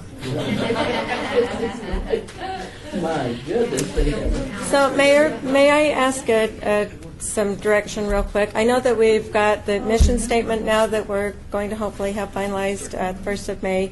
I'm not sure that you guys will be able to have enough time to get the categories and assigned numbers. My point is, I've got quite a few grant applications for the May agenda. Don't ask me who they are right now because I can't remember, but I know the city is one of them. But what I need direction on, do we hold off on hearing any other grants until we get this done and have them start fresh with new grant applications, or do you still want to keep hearing applicants as we How can we keep going? decide an applicant, we don't even know our mission statement? So May 22nd board meeting would be just nothing more than finalizing this plan. Carolyn Goodman, let me ask a question of our committee. For the mission statement, can you move it up and have it by the income tax day of the 15th of April? I think we have it next week. Fine. Councilman, is that all right with you? Next week you can get the mission statement. Your partner's here with the gray hair. Say they can, or they can, and you can. I'm on a day-to-day basis, so, you know. Does that give you enough time, Bob, to consult with the eternal verities that I know you should be looking? Well, he almost had it completed here. All right. The reason I bring that up is that I'll see if I can fit it within this question. I've been working, basically, 2 meetings ago, suggest that I was going to work with the University of Nevada Special Collections to get all of the minutes of the Las Vegas City Commission digitized and searchable and online, starting from 1911 up to mid-60s. And so they are getting closer. I've contacted that, but I don't know if they're getting close to being able to do that. Because they have the copy, they have the hardbound copy. And then the second thing that I asked them to do is the same thing with what I would call the city's newspaper. Yes. During those early days, there were newspapers that were identified as the official newspaper. It would publish how much money the city spent that month and would pay the newspaper to do that. And to make it searchable. And to make it searchable. And searchable. That's the key, because there's some wonderful newspapers that are online. I looked through my great-grandfather's area in Hereford, Texas, and information about him buying land and doing ranching business in 1905 is readily available and searchable. And it just makes it. It really makes it, it preserves it and difference. makes it accessible to the Right. to the general public. So they, I think, would be ready. Did they talk to you, Esther, about being ready? I've heard from her. I don't know that I've heard back that they'll be ready by May. But what we could do, I hate to keep throwing meetings on us, is do the strategic plan in May and then call another board meeting in maybe June and not do a board meeting in July, just to hear some of these grant applications that are coming up early. Because I know I've heard from them. Okay, so it's very important at this point, Carolyn Goodman, that the timeline be established. So next week is April, Friday is what, the 6th or the 5th, what is it? That your mission statement will be out to us by the end of next week, which means then your bucket list, category list. I'll refine that with the input from Steve and Guard Okay. and the information that we And you got. might ask Steve and Guard for third name, if they need one, a third name to run your working group's list by. We'll also come up with a better term than bucket. Yeah, I know. I'm getting kind of sensitive about that That's myself. my category, so that's not something It's that's. trendy and it's a term mark, but it's Cheating bad.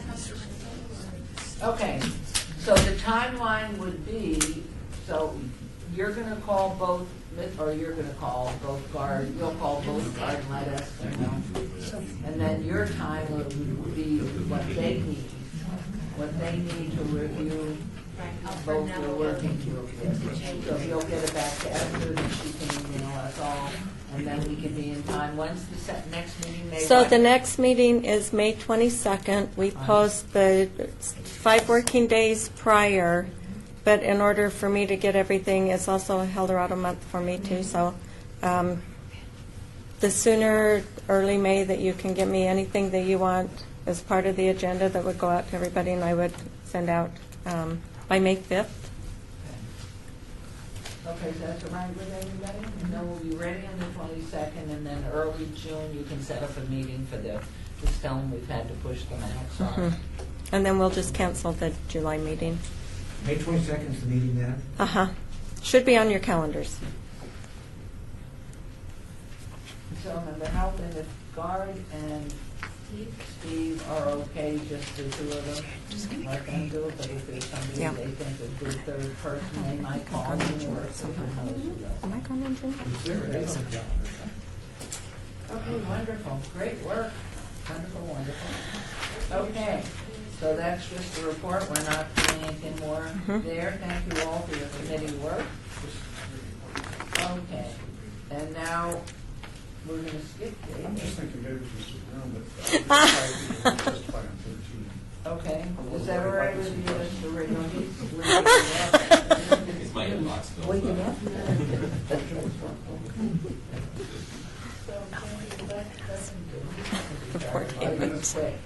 Okay, we're gonna hear from Mr. Riggleman, and our guests will find it very interesting, I'm sure. We have a report by David Riggleman, our Director of Communications, regarding the marketing plan.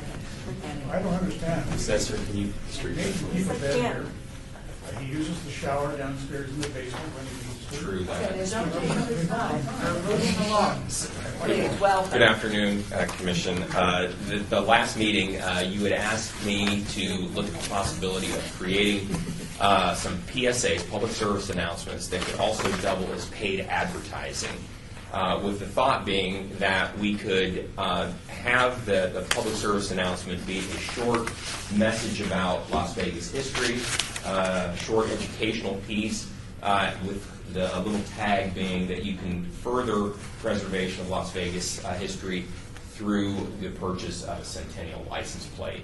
So it would be a little bit of education with a little plug at the end about where the money comes from to fund the Centennial Commission. So what we had done is we put together basically a plan if you were to have a typical advertising campaign of what it would cost.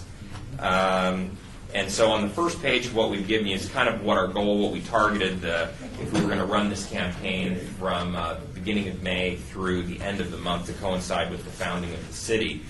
The second page breaks down what those costs would be. And again, this would be a typical campaign to run over the course of a month. You could spend more or less on this at your discretion, but this gives you a little bit of an idea of what those costs would be to saturate the market through the month of May. You can see television is the most expensive, but then we've broken it out of what it would cost if you were to look at print, outdoor advertising. Commissioner Helton talked about billboards, if that would give you an idea of what those would cost. Radio is very effective during times that people are commuting. Even online advertising, if you chose to do that. We didn't add social media advertising. That is very inexpensive and can be targeted to a very specific audience as well. And that's also an option that's not listed here as well. So we wanted to give you kind of an idea of what things would cost, what that might look like, and this is basically, like I say, a typical campaign come in around $90,000. Again, you could tailor that to be more or less depending on what you prefer to do. So. And could we, if I could ask, Ms. Goodman, could we put up any of those magnetic things on all of our city vehicles that say, can we do that type of advertising? That's very effective. Or let employees put them on their cars? That's effective, Mayor. I don't know for the Centennial to do that. Those are wraps that are put on in the rear window typically. And to get that done and installed in all the vehicles we have in this time frame might be a little tough to pull off. It was hard to, in the current vehicles, Mayor, you know that we've got promotions of our Parks and Rec department in there currently. And it's a logistic exercise to get all those vehicles in, get the applique applied, et cetera. So it takes a lot of coordination. If we're trying to do something in the month of May, it's a great idea for down the road. I don't know if we could pull it off for this year. And also signage on public property, that's city property. Oh, yes, ma'am. Great point. The parkees that we have, that would be, we don't have to pay for those. We get 15 seconds in the rotation and all of the signs. That's part of the agreement with the company. This is a great opportunity, a great start. But the only thing that kind of concerns me, this is May. And I think we need, because I know I don't get my license plate in May. And so I think what we need is some sort of an ongoing campaign. So it's rather just dump everything in 1 month. So the things you're talking about may be those things I'm thinking about that are year long, that are just sort of always up there. Then the second part is for the city attorney's office. Can we spend this kind of $88,000, $100,000 under the NRS for a marketing campaign? We currently allow, Terry Ponticello, we have currently allowed for administrative expenses at a certain cap to be paid, so that salaries like Esther, Courtney Mooney, nominal legal fees get paid, and I think something like this could go under the administrative expenses to support the Centennial Commission. Obviously, it's not going to work unless we have working folks and working tools to keep the mission or the purpose of the Centennial Commission ongoing. And we always, but we have submitted our reports to the state as required by NRS as one of the requirements as to where the funds are going, and nothing has been questioned. And we've done that since inception. It should be more than $100,000, and that's rather than just hiring staff. So I'm wondering if is a call that we can make is there any other license plate? Does Tahoe, does anybody else use license plate revenue to market their license plate? It doesn't seem to be an unreasonable situation, but everybody's wondering whether or not. I can email Kevin and ask him if he sees any concerns that would raise with our Centennial license plate funds. And I think to lose everything just because. Well, from the beginning, we've never, the statute never prohibited anything like that because it didn't contemplate it. Right. Therefore, if it is not prohibited, it should be allowed. Well, I think it should be a line item in our budget every year that we're going to use X amount of dollars or some percentage to market the use of the license plate and what this commission does. Mayor, this definition, now we'll have to defer to our council, is very broad in the NRS. And the point that David makes, the first part of the message is a historical vignette, footnote, factoid, whatever you want to call it. So I think this, my thought, yours is the one that counts, is that we could do this without running afoul of the NRS. I don't know what your view is on this. Well, certainly, when you read the statute, it speaks of the commemoration of the founding of the city of Las Vegas. And if you look at the term, definition, Wikipedia, commemoration can be interpreted very broadly to refer to the, I don't want to say advertising, but the promotion of the Centennial.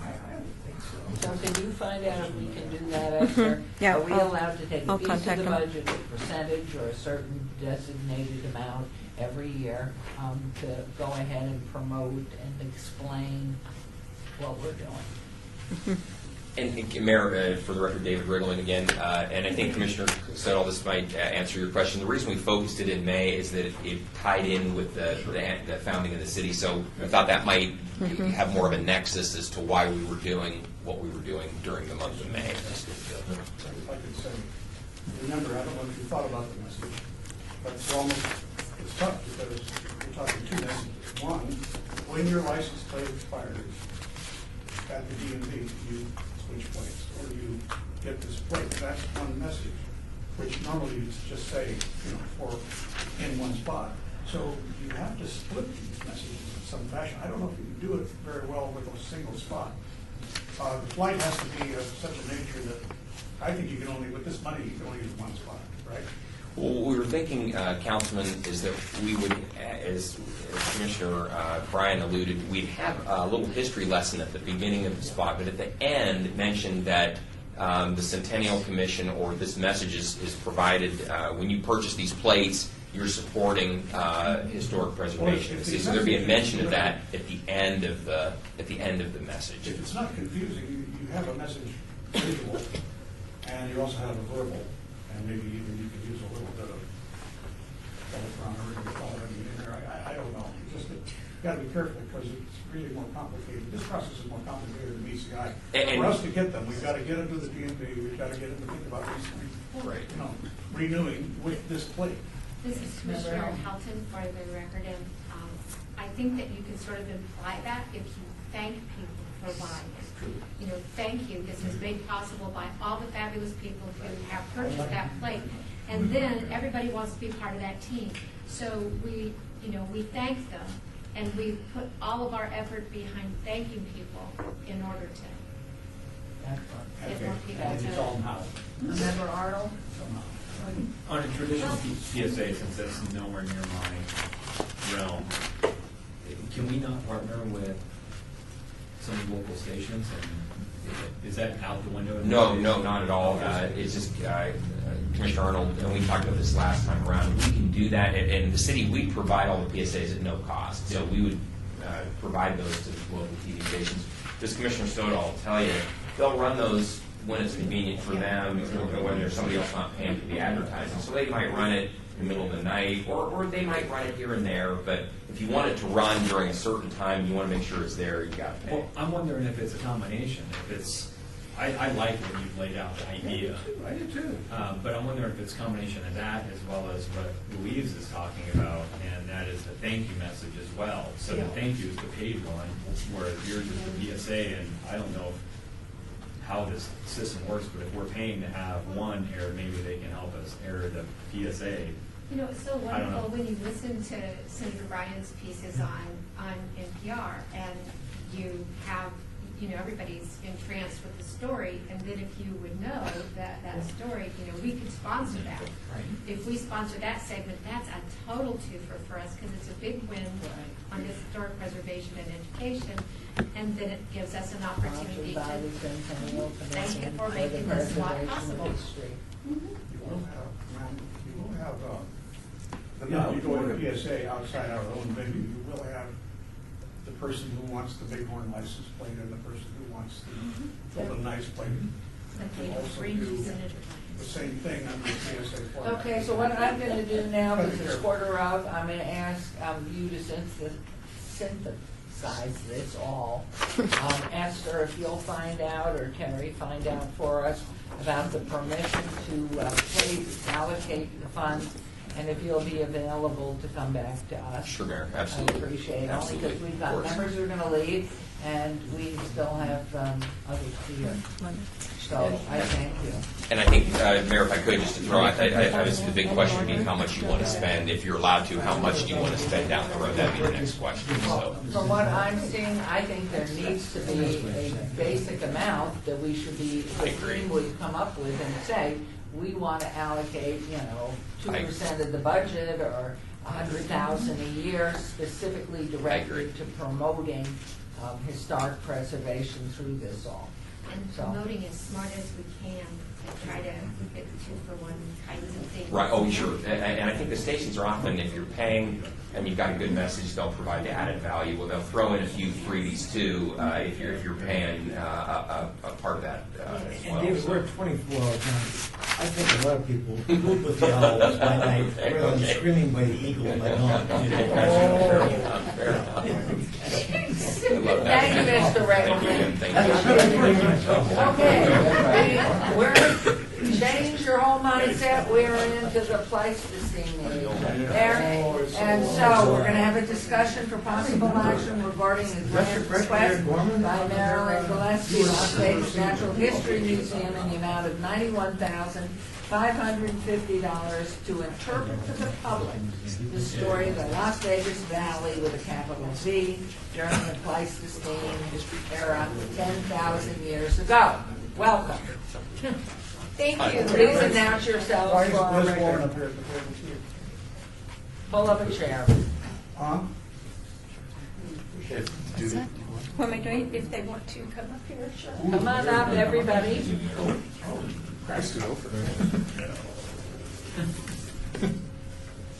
Okay, everybody has to announce themselves. Drag a chair. Pull up a chair. Announce yourselves, please, for our records of your beautiful turquoise shoes. And those clever riding shoes. Beautiful. Come on up. Everybody announce yourselves, and we'll start with you. Bring yourself a chair. Marilyn Gillespie with the Las Vegas Natural History Museum. And what do you mean with? I am the executive director of the Las Vegas Natural History Museum. Thank you very much. With a capital N. Okay.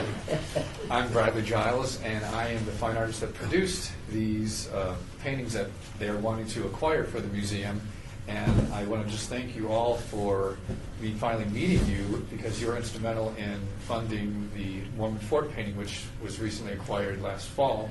And they had the unveiling this last Saturday at the fort, which was a nice turnout. So, and my first dealing with the Centennial Committee was in 2005 for the Centennial 100 Years Murals Project, which I also did a mural or a painting for the fort also. So I'm glad to finally meet you, and I appreciate you your supporting my work. Well, you're very talented, obviously. Thank you for joining us. I'm Helen Mortensen. I'm a member of the Old Mormon Fort Board, and thank you very much for the, appreciate, we had a wonderful unveiling last Saturday, and it was just a marvelous thing to add to the history of Las Vegas and our state. I'm also the president of the Ice Age Park Foundation. We work with the National Monument and with the state park system. And so we were organized by the state legislature. They gave us $15,000 to develop a concept to establish a presence on the state land, which Brian Sandoval has announced as a state Tule Springs Park, and just this past few months. Anyway, so that's what I'm involved in. Wonderful. And Thank I you. see you have your shoes for the desert. I'm sorry? I see you have your shoes on to be able to climb all over the rocks. Well, I just had eye surgery. The doctor told me not to wear heels. Oh, they look cute. She's got a cliff helmet. Hello. I'm Liz Warren. I've been a long-time resident here. I've met many of you, worked with some of you on various projects. I've been involved in historic preservation and history since time began, I think. My husband is an archaeologist, so we go way back. and we excavated at the fort, we excavated at Big Springs, and many other places in the area. We had a whole long period of just talking about those things, but I think this is not the time. But if you ever want one, just let me know. I'd be very happy to provide. And it's a really fascinating story. It's a fascinating thing to try to put together, because often there are big gaps in what we know. And then eventually, suddenly, we learn something. That's really wonderful. So right now I'm working with Helen to try to work through the issues that we have about the historic and prehistoric artifacts and events and so forth. So that's what I'm here for. Right now, this is important. 30 years ago, actually, in '86, I got hounded by a lady named Liz Warren, who I didn't really know from Adam. She said Las Vegas High School is about to be destroyed. Essentially, well, that was another story. Let's put this, the fort, the old fort. Yes. You brought me into the fort, didn't you? Isn't that? I think so. Yeah. Liz spent a lot of time lobbying at her expense in Carson City on Las Vegas High School and the Mormon Fort. Without her efforts, I don't think these two buildings would be saved. So she goes Yes, a long right. way. That was very And have been working for a long time on the Old Spanish Trail, and we are part of the Old Spanish Trail story, and many people do not know that. Or they don't know what the Spanish Trail is, or they don't understand why people are speaking Spanish. This kind of thing. So there's a whole lot to learn about it. When you learn about it, your life is very rich. So I hope I get more chance to help and to work with the city. Hopefully you'll film it all and record it. I'm Harold Larson. I'm an environmental preservationist, and I'm delighted to have been involved with all of the four people to the left. My accomplishment, I found the vertebrae to the oldest plesiosaur, 235 million years old, from Spring Mountain Ranch. Wow.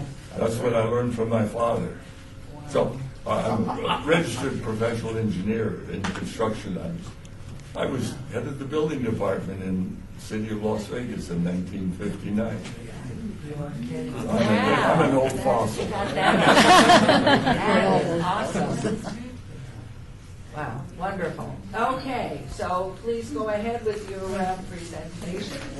Well, first, I wanted to thank the members of the commission for the past support to the Las Vegas Natural History Museum and the project that we came to you with last year, which was to enable us to create a repository. That mission has been done. It is completed. It is a working repository. We are a state and federal repository. And some of the important things that has come out of that is going to be, we're going to be able to bring all of the things that are left in Tule Springs, all of the fossils that have been taken out of our state and taken to San Bernardino will be returned to Las Vegas, hopefully this year, to the Las Vegas Natural History Museum and the repository that you guys enabled us to do. Wonderful. Thank you so much. One of the things now that we do have the repository is we are now the repository for the Gilcrease collection. And the Gilcrease site has always been a very significant site in our area. It has yielded more mammoth teeth than any other site in southern Nevada, so it has told us many things about the population of the mammoth and the climate and Las Vegas, what it was like during the Pleistocene. We now have the Gilcrease collection, and what we would like to do, and we're asking you to do, it has not been stored with museum quality curation, and that is what we're asking help to do. Some of the items, have been in boxes, and they're haven't really been packed to get in there, and they're clunking together. And so it's really important that we be able to take them out of the Tupperware crates that they're in and put them in acid-free containers with acid-free wrappings, and really be able to take care of them. Our ultimate goal with this collection is also to get them, get a lot of the teeth and some of the other items that are in the collection, to put them on public display, because they haven't really been on this public display. A lot of these teeth have been serving a very important role in our area, because they were actually used as samples when some of the lobbyists were trying to lobby for Tule Springs to become a national park. It was the Gilcrease teeth, mammoth teeth, that were actually being used to illustrate some of the things that were coming out of Gilcrease, which means will be coming out of Tule Springs. So the Gilcrease collection is a very important thing that we would like to preserve. And again, like I said, and ultimately get as much as we can on display. It is part of our mission to educate about the environment and wildlife, both past and present. And so not only will Gilcrease collection be able to help us do that, but we've had a wonderful opportunity with the wonderful artwork that you're seeing behind me from Bradley Giles. We were lucky enough a couple of years ago to have this artwork on display in our Pleistocene gallery. And it really, we recognize the significance at the time. We see 90,000 people a year. We can tell them that Las Vegas looked very different 10,000 years ago, but these paintings help tell the picture. They tell the story. And there's 3 different areas. There's Red Rock, the marshlands, and also Tule Springs. So when we take children into this gallery and we can talk about the past, we can show them what Las Vegas looked like in the past. Are these works of art going to be in the new building? They or will be going, movable from one building to the other? They are paintings, they are framed paintings that will live with us forever, is our goal. Couple And quick questions. One of them regarding the, if I read this right, only $5,000 is going to the Gilcrease of the $91,000 grant. Only $5,000 is going towards the preservation archival material. Most of this is to buy paintings. Yes. most of it is to buy the paintings, and then there are additional costs. We are going to buy $5,000 worth of materials for the Gilcrease, but we also are going to have our project manager. We're working with Dr. Josh Bondy, who will oversee 3 graduate students to put in their time to go through to do the bag level inventory of the Gilcrease. And they are volunteering their time, but then we will have a staff member as a project manager that will oversee. One of the things that this group, we started our learning curve with artwork on the last, we think we found out a whole variety of things, the need for appraisals, who owns the rights to the painting, that will the natural history be able to say, this is great, we think we can sell $10,000 worth of postcards or posters out of it. Who will own the rights to the painting? Sometimes that stays with the artist. In this case, how does that work out? And I brought the artist with me, so I'll let him speak to that. Yeah, we as with the Mormon Fort painting that was recently acquired, the artist traditionally retains the copyright image because it's my painting. I created it, but I also I give the permission to the Natural History Museum or the Mormon Fort to create either prints, postcards, T-shirts, mugs, whatever. And that's usually how it traditionally works. Is this covered? The reason I'm in one sense, that it's not only not unfair to you, but it's not, you're not going to fall under it. For example, it would be likely that after we pass our new rules and regulations, that there wouldn't be any money for your project manager. Do you deal with the issue of visual arts in this, your proposal? Yes. Okay. And how would that, does it require us to, the entity to own it, or is that just something that would be negotiated? Basically, what we have proposed originally in here is that the artist would actually have copyright and maintain that copyright regardless, but the commission would own the work of art, own the work of art, but the artist keeps that copyright. So that means that the artist could, with the copyright, would determine any way in which the work is represented. Is that generally the way it works? Right, yeah. Historically, that's how it works. They own the actual physical oil painting, but I retain the image of that painting as far as the copyright. Have you had any discussions with them as far as being able to do those posters and so forth? With the fort? No, we will, yes. Okay. I'm wondering whether that should be something we should include in any future. I think that was where they were doing that input, but I was wondering if You go ahead. No. I yield the floor. All right, I'll take advantage. The question that I would have is I think we should reserve some rights to be able to promote that we've done this on a website, or we should be able to retain a right to using the image for our purposes. And that is what I include too, is that you have the right to use it for internet purposes and promotion, things like that. We just want to make that, so that was. Right, exactly. That was the suggestion. Well, and I encourage that too, to get the image out to the public. Yeah, that's the whole focus of this, is to educate and get the image out. Esther, what was our, just a couple more, Esther, what was our last grant for this, for the natural history? 15,000. For natural history? Natural history. Oh, natural history, 100, right? Was the 100 for the, For the repository? yes, repository. And I would add Very that read.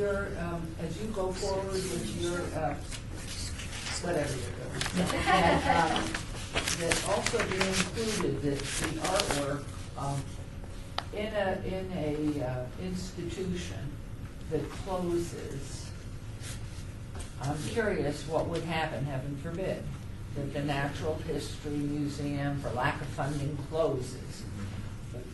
this needs to happen, what happens to the artwork? What we suggested in here, the artwork is funded by this commission, that this commission actually has the ownership of the artwork, just not the copyright.